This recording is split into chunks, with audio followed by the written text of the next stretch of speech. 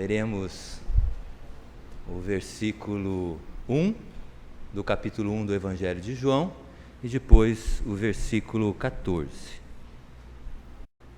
Vamos orar. Ó Deus, te agradecemos porque até aqui o Senhor já tem falado conosco através da Tua palavra que foi lida, da Tua palavra que foi entoada, que foi cantada. E agora nós queremos te pedir que Tu continues a te revelar a nós por meio da exposição das Escrituras Sagradas. Ó Deus, nós sabemos que Tu desejas se relacionar conosco. Nesta relação é fundamental o uso das Escrituras para que te conheçamos e sejamos submissos à Tua vontade. Por isso, ilumina através do Teu Espírito a nossa mente nesta manhã e que possamos compreender a verdade e que o mesmo Espírito nos ajude a viver esta verdade. O nosso desejo é ouvir a Tua voz e praticar aquilo que Tu desejas para a nossa vida. Pedimos isso em nome de Jesus Cristo. Amém. Nós vamos meditar no Evangelho de João, capítulo 1, versículos 1 a 14. Eu lerei o texto que diz o seguinte: No princípio era o Verbo, e o Verbo estava com Deus, e o Verbo era Deus. Agora nós pulamos para o verso 14 que diz: E o Verbo se fez carne e habitou entre nós, cheio de graça e de verdade. Vimos sua glória, glória como do unigênito do Pai. Irmãos e irmãs, há muitos motivos que diferenciam a fé cristã de outras religiões, de outros pensamentos filosóficos. Um desses motivos, e eu particularmente creio seja o principal, é o que se encontra aqui no primeiro capítulo do Evangelho de João, especialmente nos versículos que nós lemos. Nesses versículos, eu diria que o apóstolo João, de uma maneira brilhante, usa um termo grego, termo logos, que aqui, na minha versão, revista e atualizada, é traduzida pela palavra verbo. Há outras versões que utilizam o termo palavra. Mas João usa esse termo dos gregos, termo logos, para aplicá-lo à pessoa de nosso Senhor Jesus Cristo. Se fôssemos usar, e vamos fazer isso, esse termo logos, aqui nesta passagem que eu li, ele aparece 4 vezes, o texto ficaria assim: No princípio era o Logos, e o Logos estava com Deus, e o Logos era Deus. E aí no verso 14: E o Logos se fez carne e habitou entre nós, cheio de graça e de verdade, vimos sua glória, glória como do unigênito do Pai. Esse termo, Logos, era utilizado na filosofia grega. Os filósofos gregos, olhando para a ordem do universo, para a estrutura do cosmos, do mundo, vendo essa beleza extraordinária de como as coisas foram confeccionadas, planejadas, a racionalidade de tudo que nós vemos ao nosso redor, a lógica do universo, né? Várias vezes o pastor Roy disse que a palavra lógica, ela vem do termo grego logos, não é? Os gregos, examinando toda esta beleza extraordinária do mundo que foi criado, eles chegaram à seguinte conclusão: o universo é divino. Essa racionalidade, lógica, planejamento, essa estrutura de tudo que há, por detrás de tudo que existe, só pode ser divino. É tão belo, só pode ser divino. Para estes filósofos gregos, a ordem cósmica, que pode ser percebida pela razão, que sustenta toda a vida que existe nesse mundo, é divina. Só que eles disseram algo mais: tudo que existe é divino e impessoal. Para os gregos, o universo é divino, porém impessoal. Aí vem o apóstolo João e usa esse termo e o ressignifica. Por quê? Ele reconhece, olha, de fato existe um logos, uma ordem universal, lógica, racional, bela, planejada, estruturada, divina. Mas o logos se fez carne. Sabe o que o apóstolo João disse? Que o logos é, diferentemente dos filósofos gregos, o logos é uma pessoa.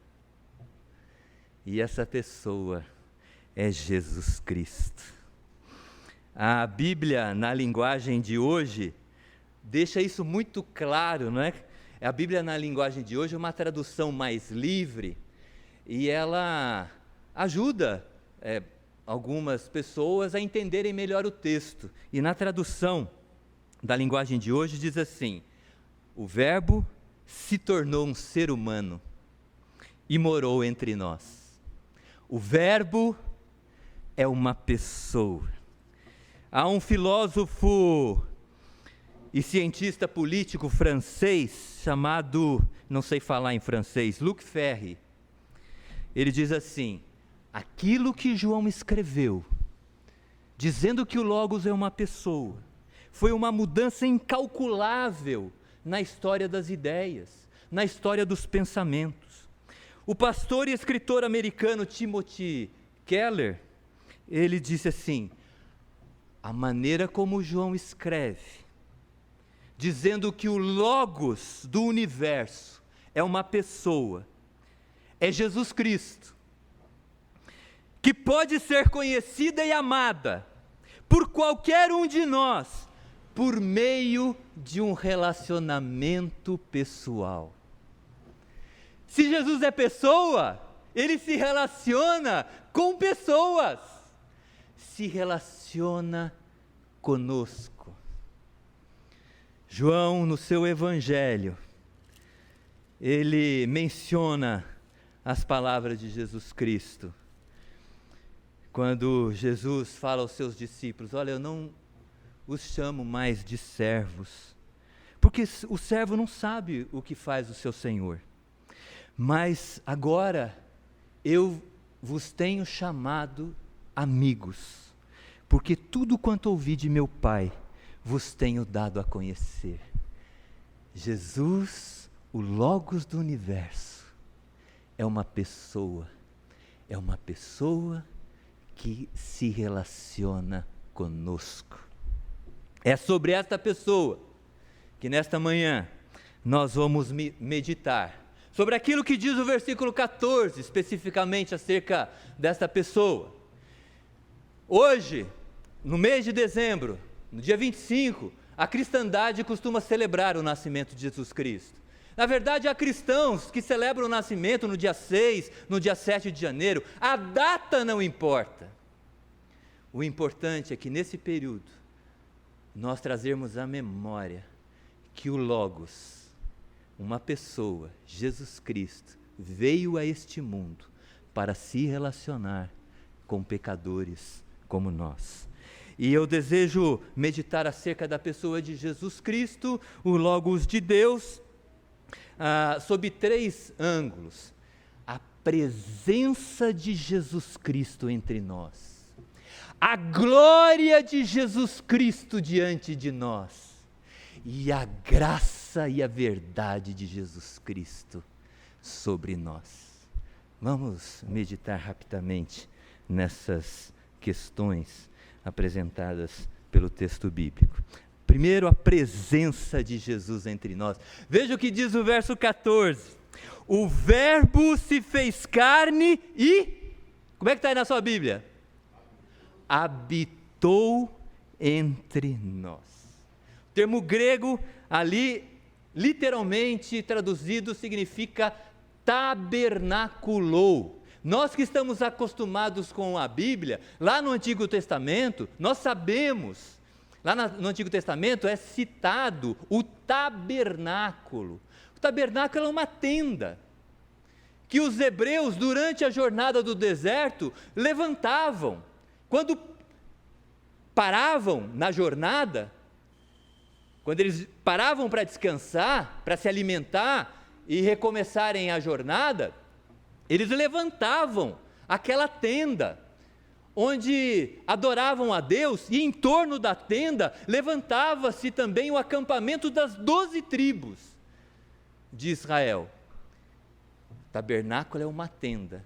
Quando o texto fala que Jesus tabernaculou, habitou entre nós, significa literalmente que Jesus construiu uma tenda e nos abrigou dentro dela. Se você conseguir imaginar essa situação, trazer à sua mente uma imagem de uma grande tenda, você ali com o Filho de Deus, com a sua família, com o Filho de Deus, você vai imaginar algo que transmite convivência, que transmite proximidade, que transmite cuidado. A tenda de Jesus Cristo sobre nós, nos guardando.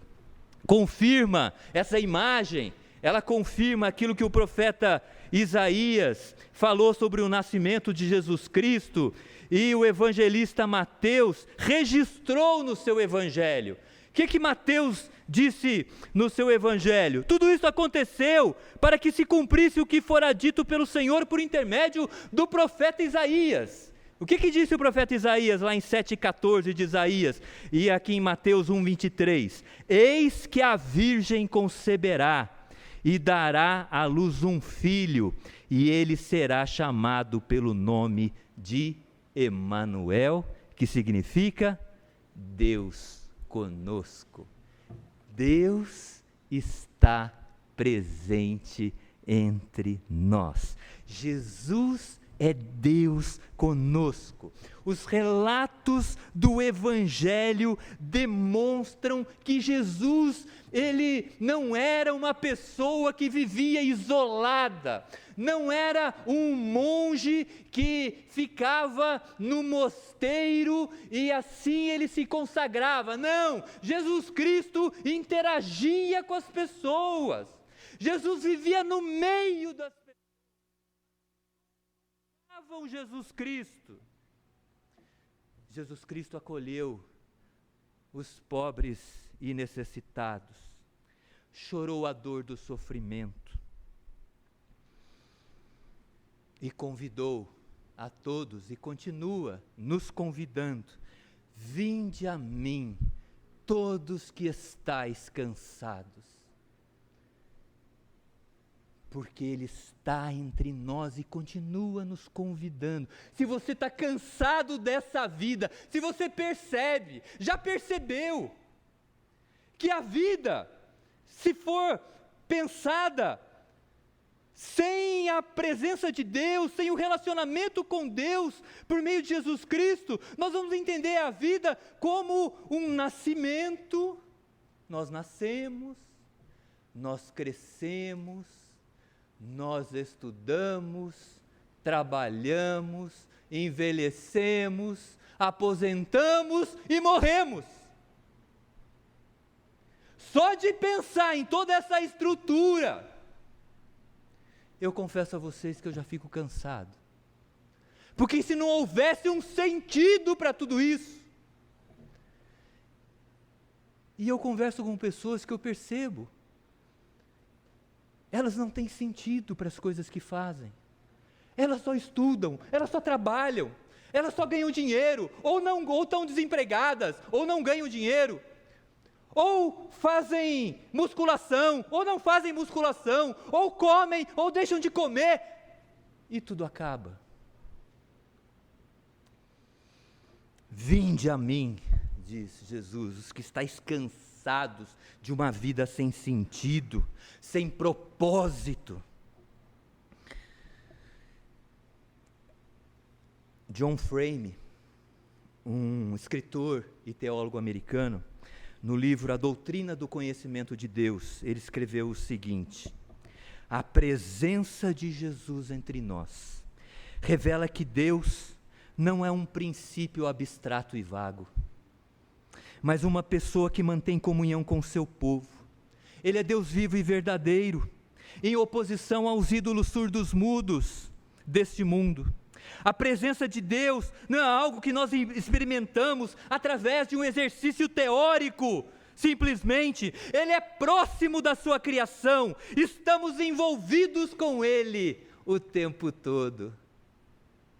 Jesus está presente, mas importante nesse ponto, a gente destacar que Ele está presente, porém Ele é distinto da criação. Eu falo isso porque hoje nós vivemos imersos num mundo secularista, um mundo moderno secularista, que abandonou valores da religião.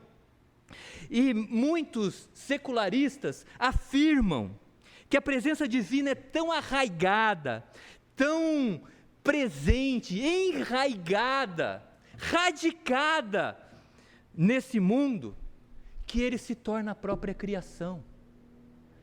Jesus se confunde com a criação. Não caiamos neste erro. Jesus é distinto da criação, porque se Jesus fosse a criação, novamente nós traríamos à mente a ideia de um Deus impessoal. E o nosso Deus não é impessoal, Ele é pessoal. Jesus é presente entre nós, é distinto das coisas criadas. Por isso a fé cristã não se reduz a ideias ou pensamentos. A fé cristã é um relacionamento com a pessoa de Deus por meio de Jesus Cristo, porque Jesus está presente entre nós. Ele habitou entre nós. Mas o texto também diz que, além de Jesus estar presente entre nós, Ele nos mostra a glória de Jesus diante de nós. O Verbo se fez carne, o Logos se tornou pessoa, habitou entre nós, Ele está presente. Mas aí o texto diz, cheio de graça e de verdade, vamos ver daqui a pouco, e vimos sua glória, glória como do unigênito do Pai. Jesus, Ele é glorioso, por isso Ele também difere de nós, pela sua glória. A glória de Jesus, ela foi estampada quando, por ocasião do seu nascimento, o anjo veio até os pastores que cuidavam dos seus rebanhos nas vigílias da noite. O anjo apareceu aos pastores e lhes disse o seguinte: não temais, não temais, eis aqui vos trago boa nova de grande alegria, que o será para todo o povo, é que hoje vos nasceu na cidade de Davi, o Salvador, que é Cristo, o Senhor. E veja a glória do menino anunciado. Subitamente apareceu com o anjo uma multidão da milícia celestial, louvando a Deus e dizendo: glória a Deus nas maiores alturas e paz na terra entre os homens a quem Ele quer bem. Jesus é glorioso. Desde o seu nascimento, a sua glória foi revelada diante de nós. João também mostra isso aqui no texto que nós lemos. Porque lá no versículo 1, João diz assim: no princípio era o Logos. O Logos que nós já vimos é a pessoa de Jesus Cristo. No princípio era o Verbo, a pessoa de Jesus Cristo. Não é? O que quer dizer no princípio? A palavra aqui em grego, a palavra arquê, é origem, na origem das coisas, na origem de tudo. Jesus estava ali. Jesus estava com o Pai e o Espírito. Gênesis 1:1 diz que no princípio Deus criou céus e a terra, e o Espírito de Deus pairava sobre as águas. E agora João, ele inclui Jesus nesta cena, dizendo que Jesus estava com o Pai e o Filho, criando todas as coisas. No princípio era o Verbo, era o Logos, e o Logos estava com Deus. Veja, perceba, Jesus Cristo é o Filho distinto do Pai, Ele estava com Deus. Ou seja, Jesus é uma pessoa com personalidade própria, não confunda isso. Muitas heresias surgiram no meio da igreja cristã por confundirem o Filho com o Pai. Não, são duas pessoas diferentes. Possuem a mesma substância divina, mas são duas pessoas diferentes. E João, falando da glória de Jesus, ele diz: o Verbo era Deus, o Deus conosco. A humanidade de Jesus não apequenou a sua divindade. A sua divindade não anula a sua humanidade. Tanto que, como nós lemos, o profeta Isaías, falando do menino, falando do nascimento dele, ele diz, não é? Eu vou repetir: um menino nos nasceu, texto da liturgia, não é?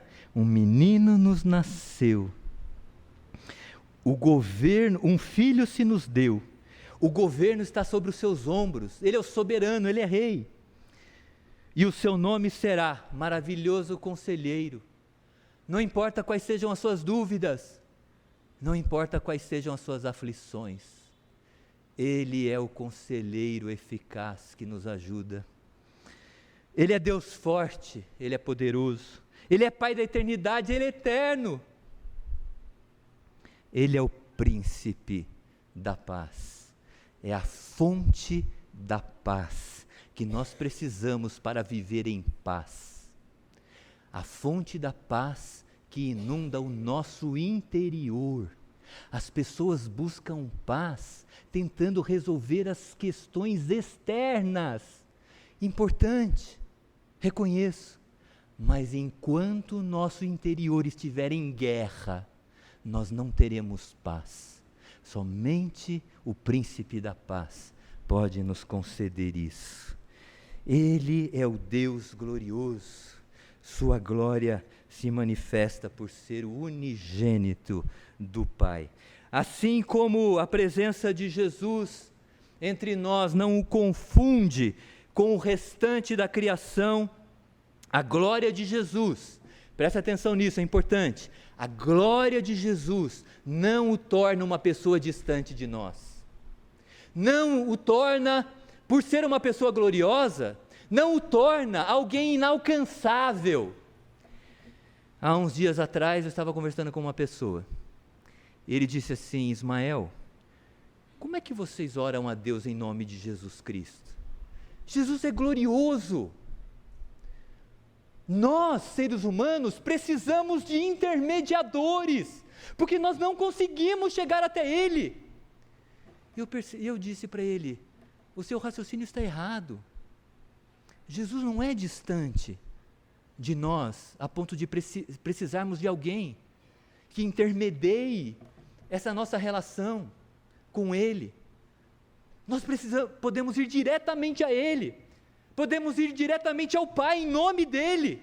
Foi para isso que Ele veio. Não é porque Ele é glorioso, que Ele é inalcançável, que Ele é distante. O fato dele ser glorioso significa que Ele é o Senhor.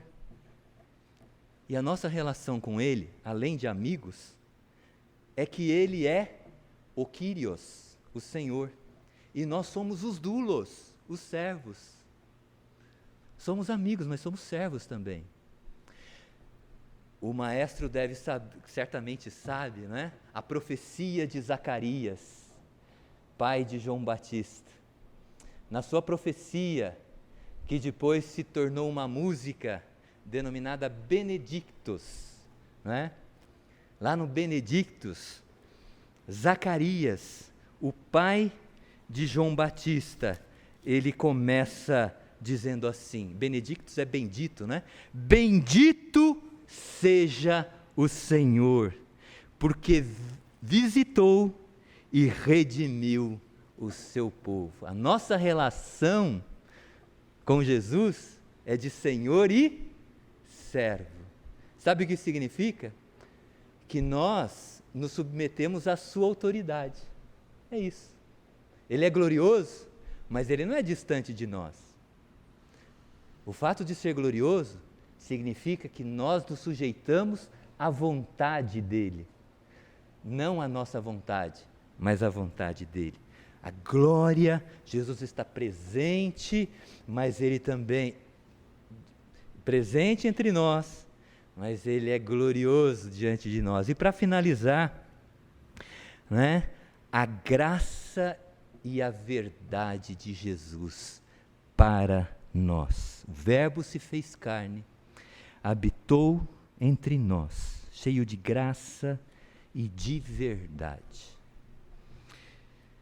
Jesus, o Logos de Deus, pessoa que está por detrás de toda a ordem cósmica, todo o universo, ele é descrito aqui como alguém cheio de graça e verdade. Aqui João, no contexto, ele associa a graça e a verdade a Jesus Cristo, porque se nós olharmos o versículo 17, é dito assim: a lei foi dada por intermédio de Moisés, mas a graça e a verdade vieram por meio de Jesus Cristo.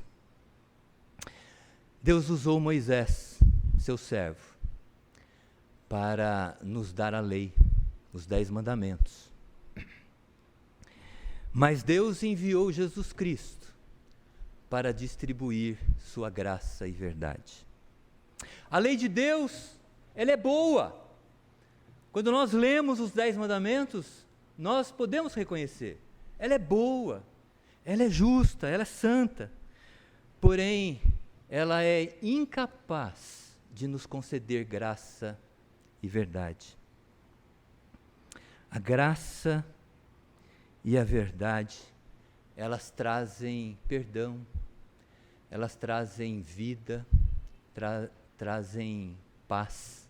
A lei, ela diz assim para mim: você não pode matar, você não pode adulterar, você não pode furtar, você não pode falar mal das pessoas, você não pode cobiçar as coisas das pessoas, você precisa honrar sua mãe e seu pai. O que a lei faz? Ela aponta o meu pecado, mas a graça veio para trazer perdão para pecados. A graça veio para trazer vida. A graça veio para trazer paz. O que são a graça e a verdade? A verdade é Cristo. Eu sou o caminho. O que Jesus disse? Eu sou o caminho,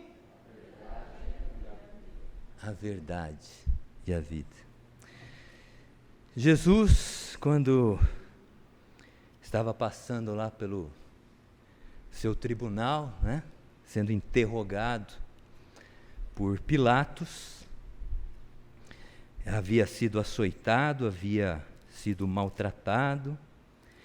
Jesus estava diante do governador romano Pôncio Pilatos, que lhe fez a seguinte pergunta. Pilatos fazendo um interrogatório a Jesus Cristo diante de uma multidão que queria crucificá-lo. Pilatos fez a pergunta: Tu és rei? Tu és rei? O que Jesus respondeu? Tu dizes que eu sou rei, mas eu nasci. Olha para que ele nasceu. Eu nasci e para isso vim ao mundo, a fim de dar testemunho da verdade. Eu nasci e vim ao mundo para dar testemunho da verdade. Todo aquele que é da verdade, ouve a minha voz. Olha que palavra. Jesus é a verdade.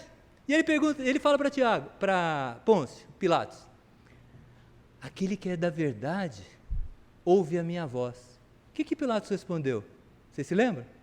Ele deu de ombros assim e falou: o que é a verdade?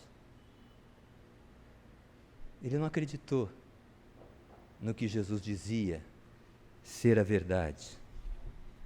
Hoje nós temos um versículo que está sendo mal e porcamente utilizado. João 14,6. João 14,6. Conhecereis a verdade e experimentareis a liberdade.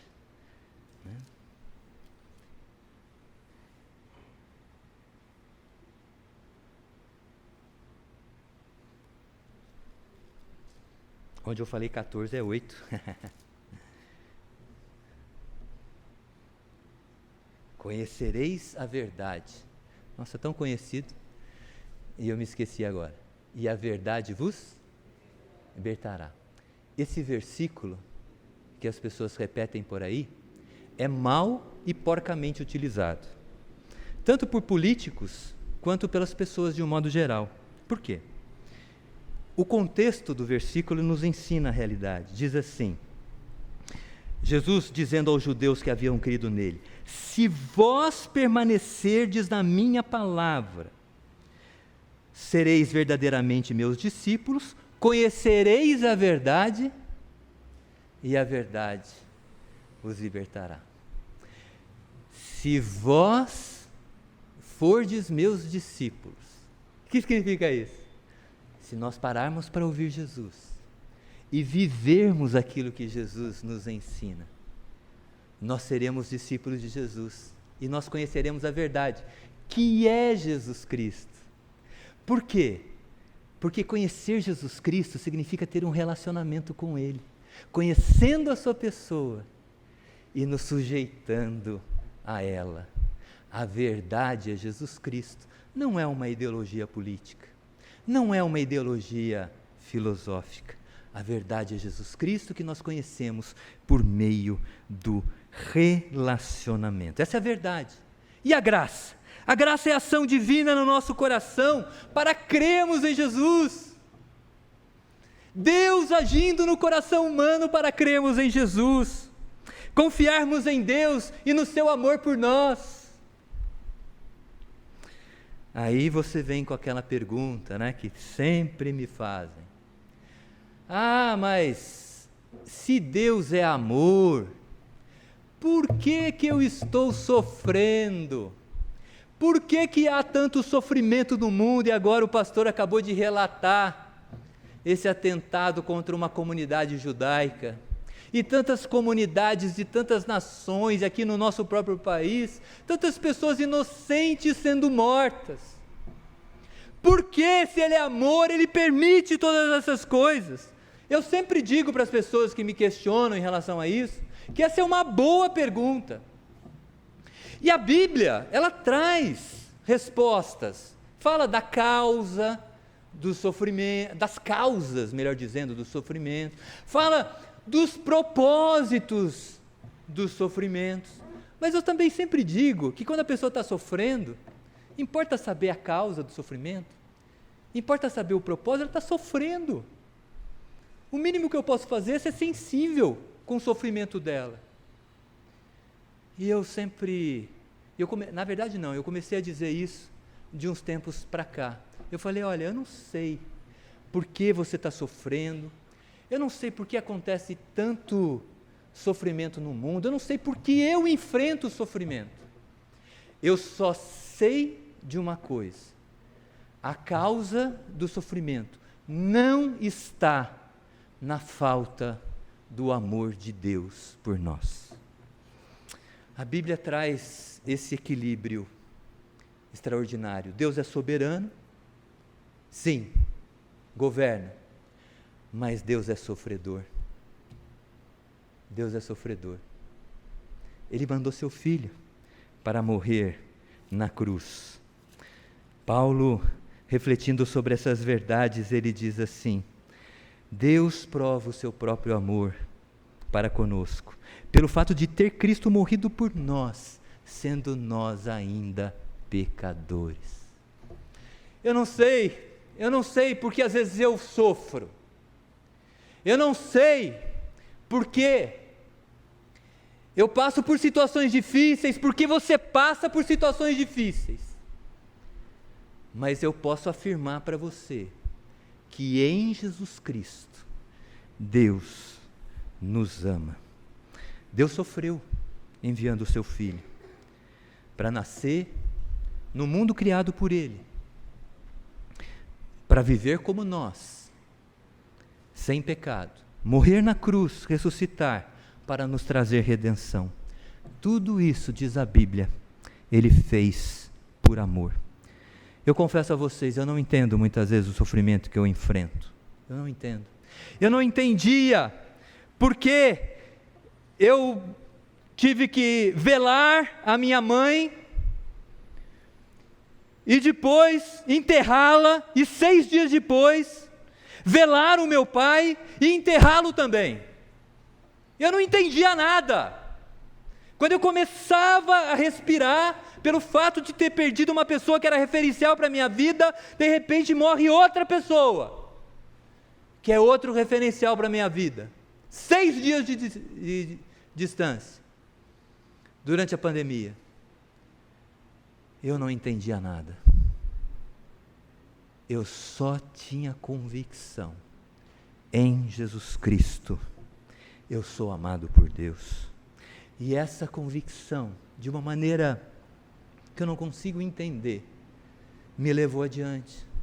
Eu preguei no ofício fúnebre da minha mãe, preguei no cemitério, preguei no ofício fúnebre do meu pai, preguei no cemitério. Quando eu cheguei em casa, eu estava absolutamente em paz.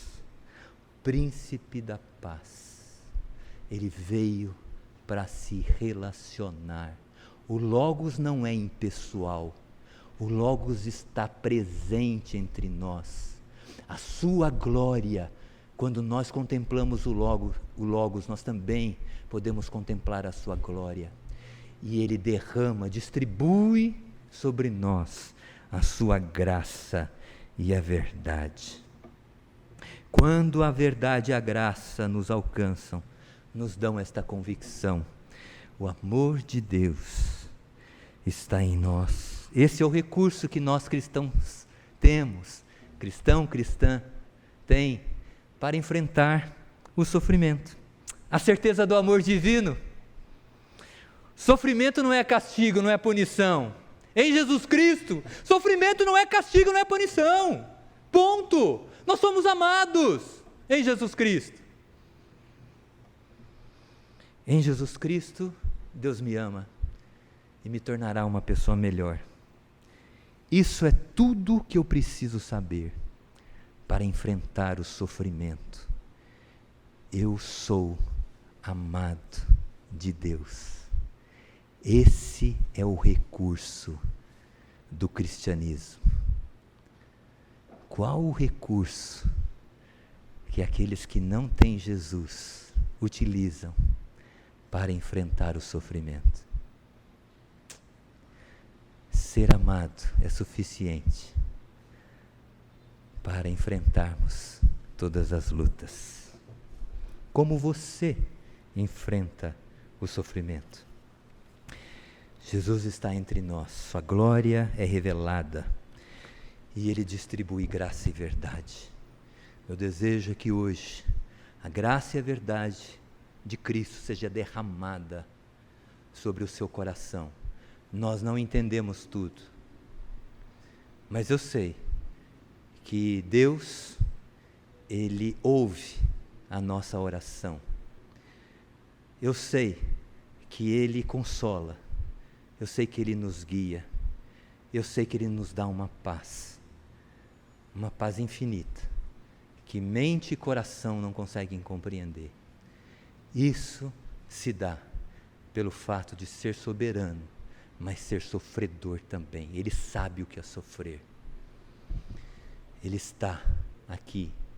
Sua glória, desejo que você a contemple e você desfrute da verdade que é Jesus Cristo e da graça no seu coração.